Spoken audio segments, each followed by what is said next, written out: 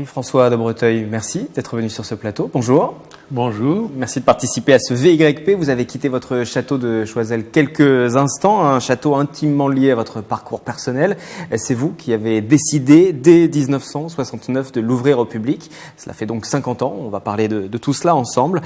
Pourquoi vous avez fait ce choix dès le début, dès 1969, de l'ouvrir au public? Il y avait une volonté de partage et puis une volonté aussi de faire rentrer aussi un peu d'argent pour l'entretenir, cet établissement.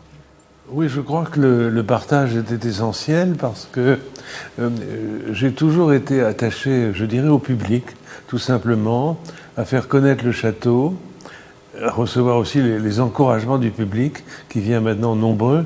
Au tout début, Breteuil était dans les balbutiements, puisque nous avons reçu le premier jour d'ouverture, le 12 avril 1969, 12 visiteurs.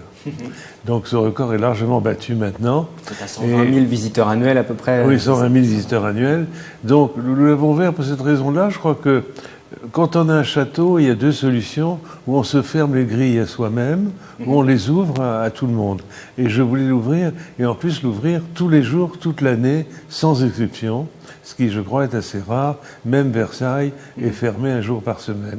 Et puis la raison économique que vous avez mentionnée, bien sûr, existe. C'est grâce aux visiteurs que Breteuil est devenu un château pour tous, et qui donc, ce sont ces visiteurs qui sont en quelque sorte des mécènes, des petits mécènes qui nous aident énormément, car sans eux, il n'y aurait pas de travaux, il n'y aurait pas d'extension, il n'y aurait pas de nouveautés.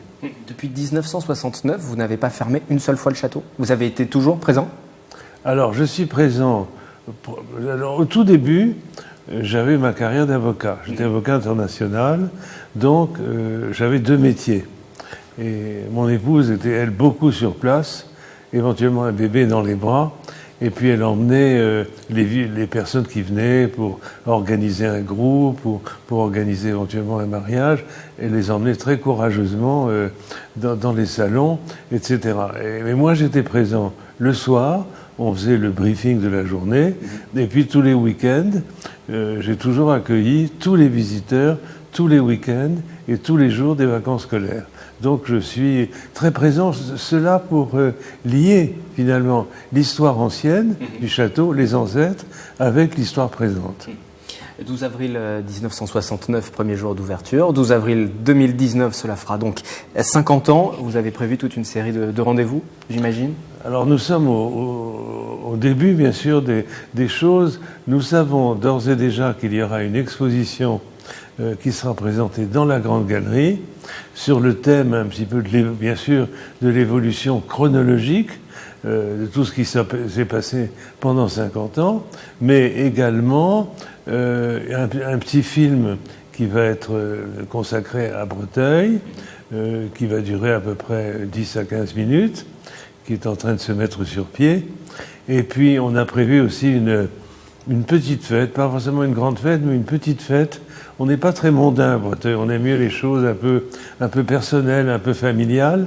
Et ce sera le 18 mai, où on va essayer d'inviter tous ceux dont le destin, en quelque sorte, est lié au château. Ça peut être les artisans, les architectes, nos amis journalistes, bien entendu, comme vous, qui nous ont soutenus, les guides qui ont été là. Enfin, voilà, une fête de famille, en quelque sorte, pour le 18 mai. Revenons sur l'histoire justement de ce château et puis votre histoire. Vous êtes né le 5 décembre 1943, vous avez suivi des études de droit à Washington, à Paris. Vous êtes titulaire du certificat d'aptitude à la profession d'avocat. Vous l'avez dit tout à l'heure, vous l'avez exercé cette profession en parallèle de cette activité du château. Et puis en regardant votre parcours scolaire, on voit que vous avez été lauréat du concours général des lycées et des collèges en histoire. Vous aviez déjà cet attrait pour l'histoire. J'ai toujours adoré l'histoire. Et je me souviens, même quand j'étais tout jeune, il y avait à Breteuil toute une série de livres d'histoire. Et même quand j'avais 7 ans, 8 ans, dès que j'arrivais, il faut dire que le château à l'époque était en très mauvais état, on en parlera peut-être tout à l'heure, était un peu à l'abandon, mais je me précipitais dans la bibliothèque et d'abord je regardais tous les passages sur les Breteuil. Charité commence par soi-même, en quelque sorte. Et puis après, je regardais tout ce qui était ce qu'on trouvait sur les rois de France, etc. Donc, j'ai toujours adoré voir l'histoire dans les livres et en apprendre le plus possible sur les ancêtres et puis sur les rois qu'ils avaient servis, également sur l'Angleterre, puisque Breteuil est lié également à l'entente cordiale et à l'Angleterre. Oui, entente cordiale, l'affaire du collier de la reine, votre histoire, votre famille et le château est lié à tous ces moments importants de l'histoire de France. Vous l'avez dit, je suis d'une famille qui a donné 3 ministres au Bourbon, dont un ministre des Finances sous Louis XIV. Voilà, donc vous êtes intimement lié à cette histoire de France. Juste une petite aparté, on va voir une photo, c'est celle de Jacques Chirac. Vous nous l'aviez confié une fois, vous l'avez connu, Jacques Chirac, dans cette vie d'étudiant. Peut-être en parler rapidement ? Bien sûr, j'ai très bien connu Jacques Chirac, je dois dire que j'étais son étudiant, puis son assistant. Ça se passait dans les années 60. Je crois que je suis entré à Sciences Po en fin 61, après un voyage aux États-Unis. Et Jacques Chirac était ce qu'on appelait le maître de conférence. Nous étions une vingtaine. Et tout de suite, j'ai senti chez cet homme d'abord une grande empathie pour les étudiants. Vraiment, il s'occupait d'eux. Il arrivait qu'il nous réunisse jusqu'à 2 heures du matin chez lui, ou chez moi, ou à Breteuil, etc. Et c'était un homme qui était vraiment, comment dire, qui avait une manière de voir les choses tout à fait à la fois personnel et en même temps un pédagogue, on peut dire, extraordinaire dans le domaine de les 2 sujets qui étaient les siens, l'économie politique et les questions de politique. Et c'était une période un peu charnière puisque c'était la fin de la guerre d'Algérie et c'était aussi intéressant de voir comment il réagissait et comment les étudiants réagissaient à la future paix en Algérie. Là aussi, on le voit, votre histoire est liée à celle de l'histoire de France jusqu'à la présidence, jusqu'à des années plus récentes. Pardon. J'en reviens sur l'ouverture de ce château. Je referme cet aparté. Vous n'avez qu'une vingtaine d'années quand vous allez vous engager dans la défense de ce château qui était depuis le XVIIe siècle au sein de votre famille. Votre père, lui, voulait le vendre. Il estimait que ce château était un fardeau. C'est avec votre mère que vous vous êtes battu et vous êtes allé jusqu'à rencontrer André Malraux pour faire classer le parc, en fait, et ce qui a permis de faire capoter les ventes. Votre père vous en a voulu ? Finalement, pas du tout. Mon père avait une vision très différente du château. D'abord, il était né en 1892. Il avait vécu toute une époque faste dans ce château. Il y avait 35 domestiques. Il y avait des peintres, il y avait des artisans de toutes sortes, etc. Donc il a connu tout ça. Il a connu aussi, même tout jeune, la visite des rois d'Angleterre, le séjour du prince de Galles. Et au fond, pour lui, à notre époque, un château, c'était fichu. Il était lui-même compositeur de musique. On ne pourrait rien en faire pour lui de ce château. Il disait souvent, c'est un éléphant blanc. Et il a voulu le vendre, je dirais, parce que par altruisme, en se disant il faut débarrasser mon fils et la famille de ce château parce qu'ils ne vont pas y arriver. Et ils vont pourrir leur vie. Il aurait aimé que j'aille vivre aux États-Unis.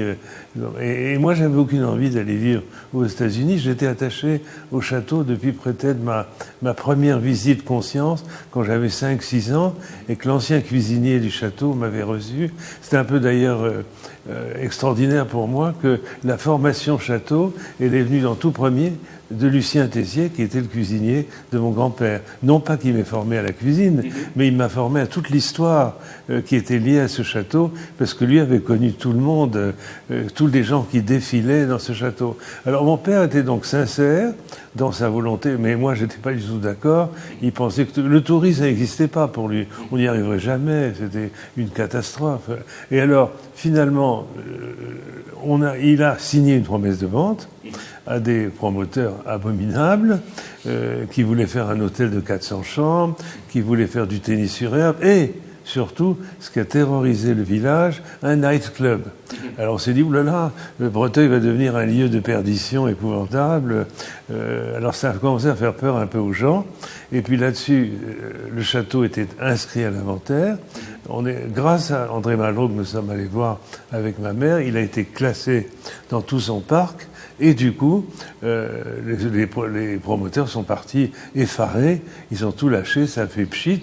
et le château n'a pas été vendu. Il y a eu encore quelques tentatives de location, mais finalement, mon père me l'a donné en 67 et on l'a ouvert en 69. Et aujourd'hui, 120 000 visiteurs annuels, grâce notamment au choix que vous avez fait, en l'application de votre épouse aussi, ces choix autour des contes de Perrault. Hein, ceux qui ont visité le site le savent bien. Vous avez mis en scène ces contes de Perrault, là aussi liés aux ancêtres de la famille. Oui, parce que Charles Perrault a travaillé pour un Breteuil, un ancêtre, le ministre de Louis XIV, que vous venez de mentionner, Louis de Breteuil, et Charles Perrault était le directeur du Trésor royal. Une sorte on dit de nos jours, d'ailleurs, il y a toujours un directeur du Trésor qui n'est plus royal, qui est républicain, mais ça existe toujours. Et Charles Perrault était une sorte de ministre de la Culture, parce qu'il s'est occupé des Tuileries, il s'est occupé de Versailles pour les travaux, les grands travaux. Et à la fin de sa vie seulement, il va écrire les célèbres contes. Il est âgé, il a une petite fille, à qui il va dédier les célèbres contes de Perrault, Cendrillon, La Belle au bois dormant. Nous en avons 8 maintenant au château de Breteuil, évoqués maintenant en son et lumière avec le concours de Christophe Leray, qui est un jeune scénographe de beaucoup de talent. Vous avez une obligation de vous renouveler en permanence pour ce château, pour continuer à attirer les visiteurs et les faire revenir aussi. Hein. Il faut toujours se renouveler, il faut des nouveautés.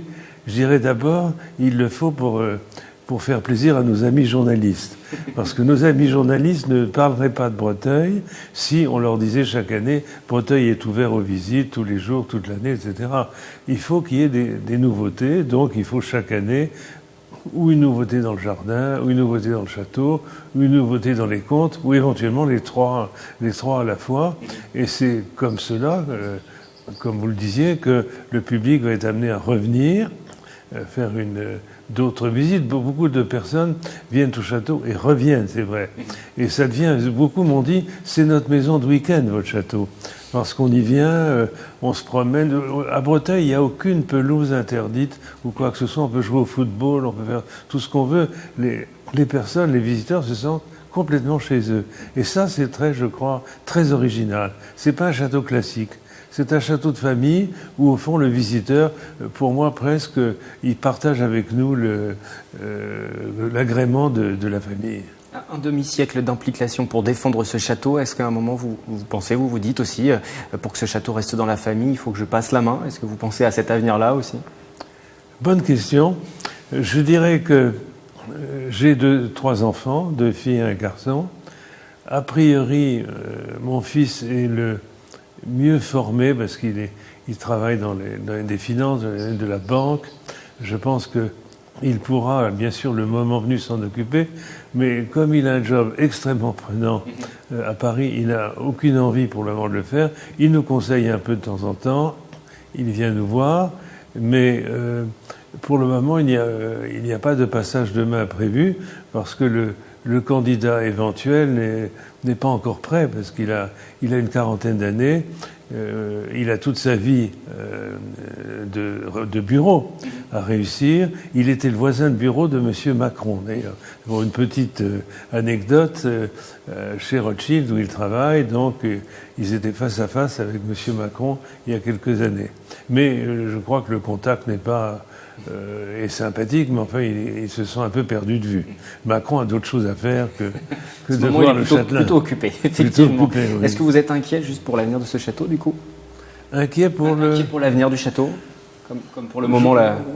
Je crois que le château, je ne suis pas inquiet pour l'avenir du château, mais je pense que les choses automatiquement se passeront d'une autre manière, je crois, quand on changera de propriétaire, parce que je ne pense pas que mon fils aura la possibilité de faire ce que je fais, c'est-à-dire d'être dans 362 jours sur 365, présent au château, d'accueillir lui-même les visiteurs, etc. Je pense qu'il le fera, mais d'une autre manière, peut-être 2 fois par semaine. Je pense qu'il ne lâchera pas son job tout de suite, et ce serait pas une bonne idée. Donc, mais il est il est un bon économiste, donc il choisira bien les travaux, les axes, etc. Mais moi, j'ai une formation assez culturelle, parce que j'ai travaillé pour les monuments historiques, donc à la Caisse nationale des monuments historiques, j'ai présidé la demeure historique, j'ai toujours été dans le milieu, voilà. Donc ça aide aussi pour comprendre le monument et pour prévoir son avenir. Ce qui nous permettra de conclure sur cette citation de votre épouse, qu'on retrouve sur le site internet. Justement, l'histoire des maisons est très liée à celle des hommes. Elle s'inscrit dans le temps et ne s'arrête pas avec nous, ce qui correspond assez bien à ce que vous venez de nous expliquer. Merci Henri-François de Breteuil d'être venu sur ce plateau. Nous allons refermer ce VYP et puis nous reviendrons sur les 50 ans et les différentes animations qui seront prévues dans un prochain rendez-vous du 7-8 Culture sur notre antenne. À très bientôt.